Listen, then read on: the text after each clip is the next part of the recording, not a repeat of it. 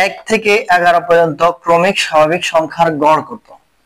আচ্ছা 1 থেকে 11 পর্যন্ত, তাহলে 1 থেকে 11 পর্যন্ত সংখ্যাগুলো কি? 1 2 3 4 5 6 7 8 9 10 11। 1 থেকে 11 পর্যন্ত সংখ্যা কয়টি এখানে? কয়টি? 11টি। এখানে সংখ্যা কি জোড় সংখ্যক না বেজোড় সংখ্যক?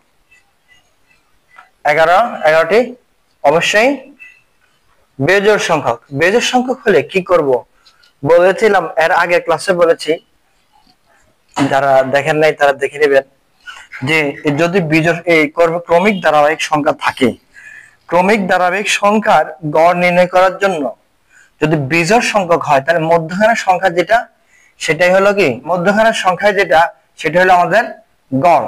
তাহলে এই দেখেন এই 11, 1 থেকে 11 এর মধ্যখানে কত? এখানে 1 2 3 4 5, এখান থেকে 5টা, 1 2 3 4 5, এখান থেকে 5টা ধরেন, এই 5টা বাদ দেন, এখান থেকে 1 2 3 4 5, এখান থেকে 5টা বাদ দেন, তার মধ্যখানে কত থাকে? 6। মধ্যখানে কত থাকে? 6। তাহলে গড় হবে কত? এই 6। ঠিক আছে, তাহলে গড় হবে 6।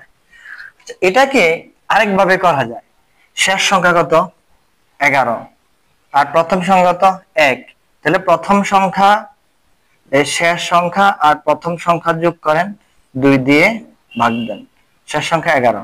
ঠিক আছে, তাহলে শেষ সংখ্যাটা এবং শেষ সংখ্যা প্রথম সংখ্যা, শেষ সংখ্যা প্রথম সংখ্যা যোগ করে 2 দিয়ে ভাগ। ঠিক আছে, তাহলে যোগ করি, 11 আর 1 কত হয়? 12, 12 কে 2 দিয়ে ভাগ দিলে কত হয়? 6। তাহলে কত হবে? 6।